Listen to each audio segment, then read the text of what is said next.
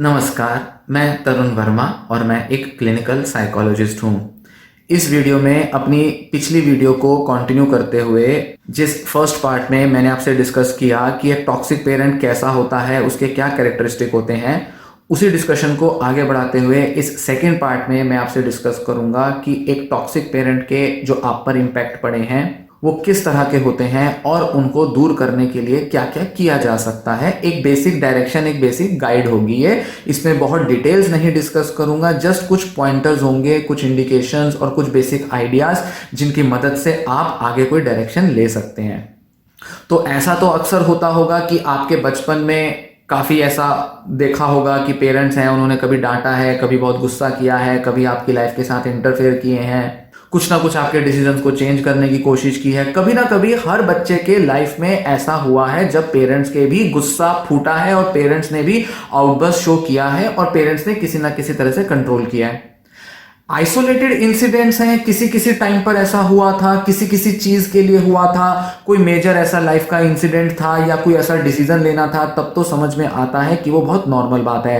पर अगर एक कंसिस्टेंट पैटर्न हमेशा से बना हुआ है और आप देख रहे हैं कि ये केवल एक दो इंसिडेंट्स की बात नहीं, एक दो घटनाओं में नहीं, पर अक्सर ही ऐसा हुआ है कि आपके पेरेंट ने आपको कंट्रोल करने की कोशिश की है और आप देखते हैं कि कहीं ना कहीं आपकी पर्सनैलिटी, नेचर, आपका व्यक्तित्व इस तरह से शेप हो गया है कि जिसमें कि पेरेंट के टॉक्सिक नेचर का इंपैक्ट बहुत ज्यादा रहा है। मतलब कि पेरेंट के इन कंट्रोलिंग और मैनिपुलेटिव बिहेवियर्स का इंपैक्ट काफी स्ट्रांगली आपके नेचर को शेप करने में उसका एक रोल रहा है।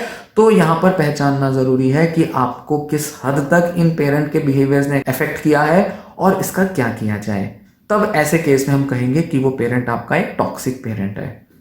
अपने बचपन को याद करें और खुद से पूछें, रिफ्लेक्ट करें थोड़ा।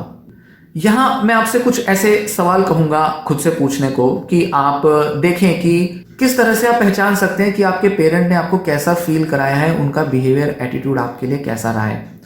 तो पहली चीजें देखें, पूछें खुद से कि क्या ऐसा रहा है कि पेरेंट ने आपको अक्सर इमोशनली अब्यूज किया है, मतलब आपको धिक्कारा है, क्रिटिसाइज किया है, कोई ना कोई नाम लेकर आपको हमेशा इंसल्टिंग वे में बुलाने की और एड्रेस करने की कोशिश की है।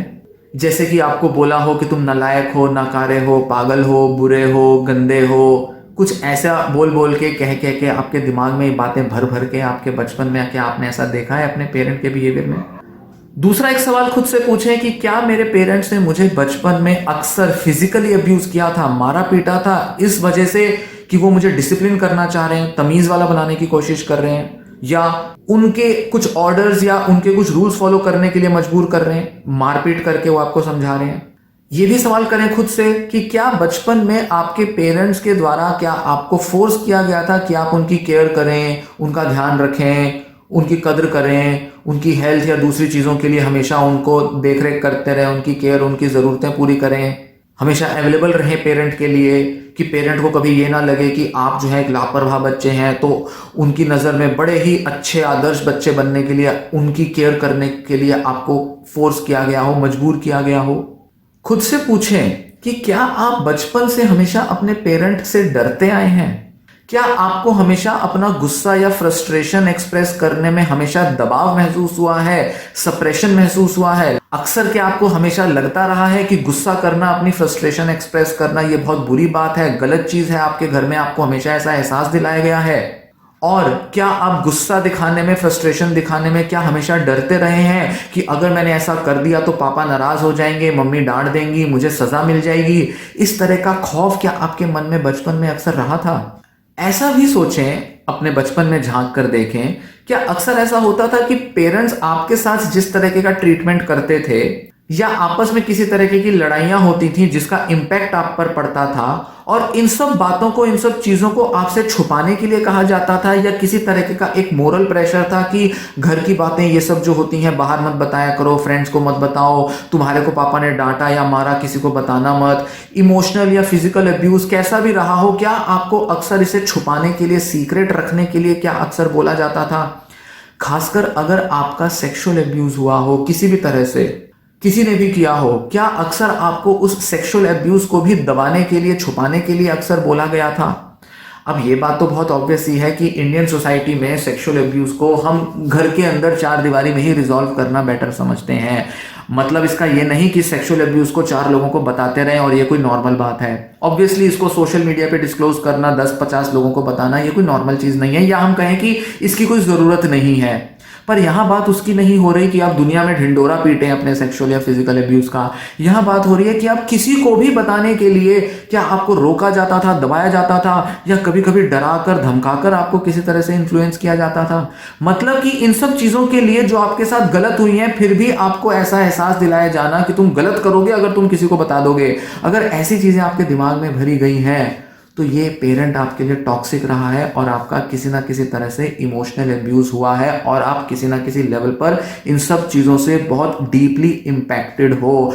आपके ऊपर बहुत गहरा असर ज़रूर पड़ा होगा जिसकी हीलिंग की ज़रूरत है। अब एक दूसरी रिलेशनशिप लीजिए, एक ऑल्टरनेटिव रिलेशनशिप जो अगेन एक टॉक्सिक पेरेंट की वजह से हो सकती है। जैसे अपने से ये सवाल पूछें, क्या मेरे पेरेंट्स आज भी मुझे बच्चे की तरह ट्रीट करते हैं? आपको लगता है ऐसा? आप एडल्ट हो चुके हैं, 25, 30, 40 कितने भी साल की आपकी उम्र होगी। क्या आपको लगता है पेरेंट्स तो ऐसा सोचते हैं, बच्चों आपको डिसीजन लेने नहीं आते, आपको समझ नहीं है, आपको अक्ल नहीं है? क्या आपके पेरेंट्स आपको बच्चे जैसा एहसास हमेशा दिलाते रहते हैं? पूछें खुद से कि क्या आपके पेरेंट्स आपके मन में गिल्ट डालते हैं अपनी जरूरतों को, अपनी चीजों को पूरा कराने के लिए, या जस्ट अपने डिसीजंस मनवाने के लिए, अपनी बात प्रूव करने के लिए? या इसके अलावा क्या वो आपको धमकियां देते हैं, थ्रेट देते हैं, कि आपको मैनिपुलेट करने की कोशिश करते हैं, जिसमें कि वो अक्सर आपकी ज़रूरतों को दबाने की कोशिश करते हैं? जैसे कि मान लो आपको पैसे की ज़रूरत है और आपको पैसा नहीं देंगे। क्यों? क्योंकि वो चाहते हैं कि आप उनकी बात मानो। उनको पता है कहीं ना कहीं कि आप उन पर पैसों के लिए निर्भर हैं, तो क्या वो पैसों को और आपकी ज़रूरतों को दबाने की कोशिश करते हैं ताकि अपना काम करवा सकें, अपने जस्ट नॉर्मल बेसिक से इच्छाएं ही सॉल्व करानी हो, प्रूव करानी हो, या उनको आपसे मनवाना हो?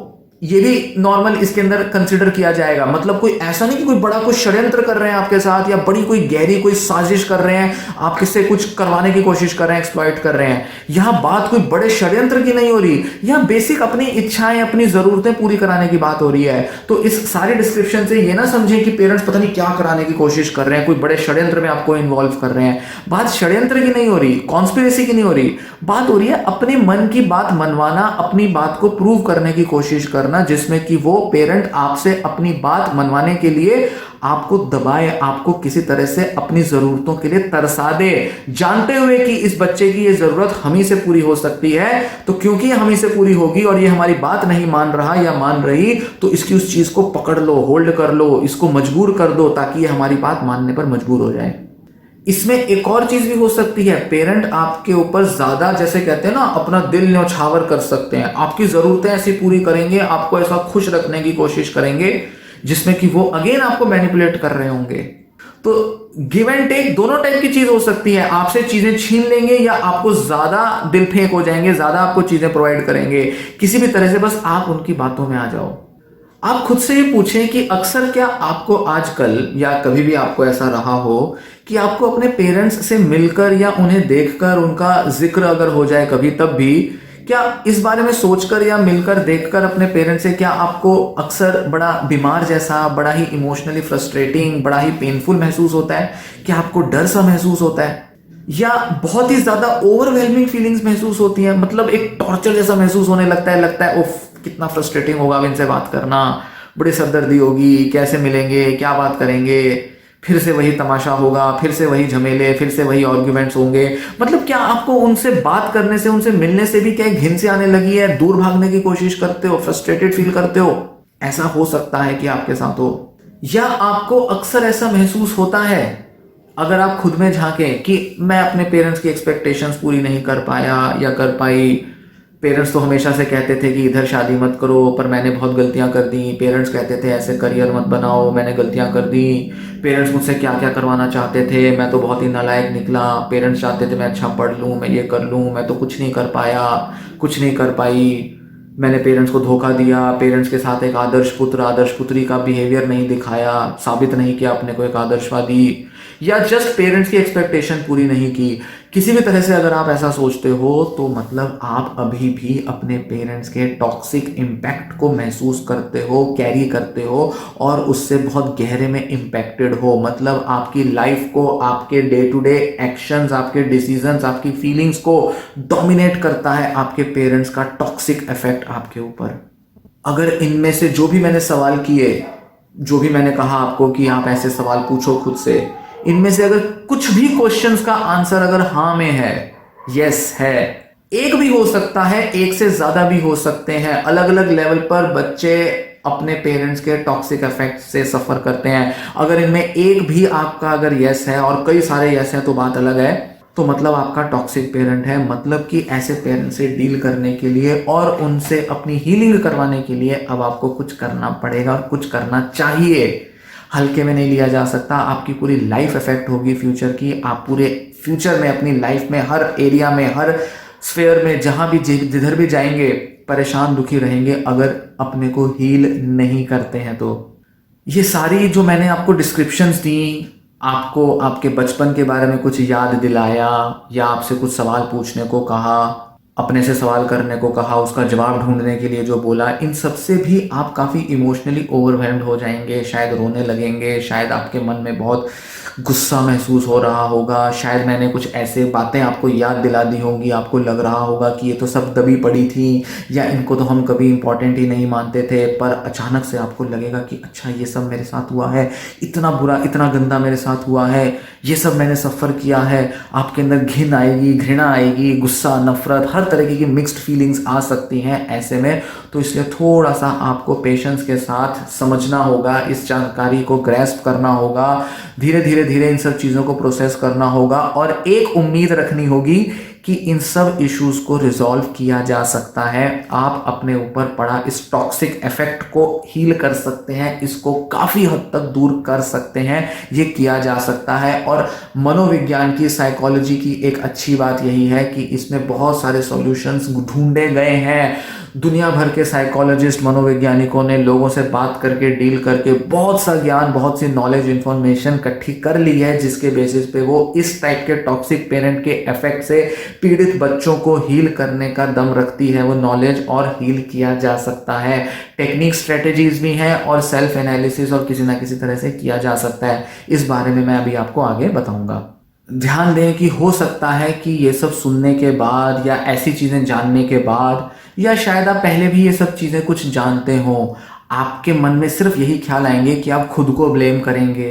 आपको लगेगा कि मैंने ही गलत डिसीजन लिए, या मैंने सही टाइम पर ये सब चीज़ें क्यों नहीं पहचानी, मैंने इतने लंबे टाइम तक इसको कंटिन्यू कैसे होने दिया, मैंने ही कुछ गलत किया, मैंने खुद के साथ भी गलत किया। आपको ऐसा लग सकता है।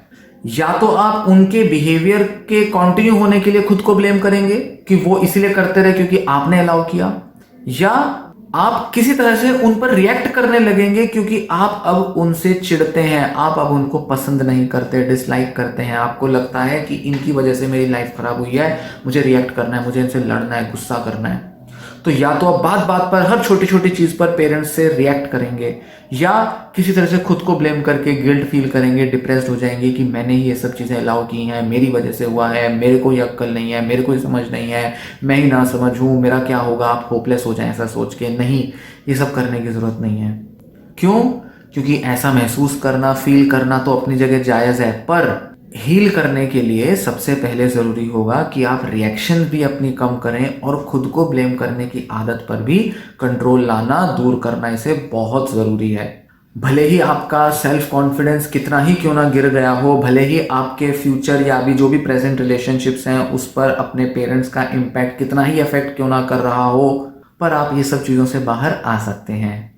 आगे की जानकारी कि आपको एक टॉक्सिक पेरेंट के साथ कैसे डील करना चाहिए, क्या आप कर सकते हैं, इसके बारे में मैं इस वीडियो के थर्ड पार्ट में आपसे डिस्कस करूंगा और आपको कुछ टिप्स बताऊंगा।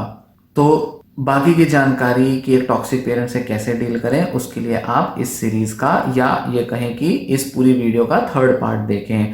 ऐसा कोई सीरीज़ नहीं है, मैंने कुछ ऐसी सीरीज़ प्लान नहीं की थी, पर क्योंकि ये डिस्कशन थोड़ा लंबा हो जाता है, साथ ही इसमें काफ़ी सारी बातें कहने को, करने को होती हैं और एक वीडियो में पूरी नहीं हो पाती, क्योंकि ये बहुत वास्ट टॉपिक है, बहुत किताबें लिखी गई हैं, बहुत कुछ इसमें कहने को है। इसलिए मैं ये थोड़ा सा प्रयास कर रहा हूँ कि इस डिस्कशन को, इस टॉपिक को थोड़ा डिटेल में डिस्कस करूँ, थोड़ा डिटेल में आपके साथ शेयर करूँ, ताकि कुछ इस पे कुछ वैलिड और कुछ इंपॉर्टेंट बात हो सके और आपको मैं कुछ बातें समझा सकूं। तो इसलिए पहला पार्ट में मैंने टॉक्सिक पेरेंट के कैरेक्टरिस्टिक डिस्कस किए, इस दूसरे पार्ट में कि हम पर क्या इम्पैक्ट पड़ा है, कैसे उसको पहचाने, ये मैंने डिस्कस किया। और तीसरे पार्ट में मैं डिस्कस करूंगा कि टॉक्सिक पेरेंट से अब डील कैसे करें, उनसे हील कैसे करें खुद को। तो इस नेक्स्ट वीडियो को जरूर देखें, चैनल सब्सक्राइब करें और साथ ही वीडियो लाइक कर लें अगर पसंद आई हो। तो ये वीडियो मैं यहीं समाप्त करता हूँ। धन्यवाद।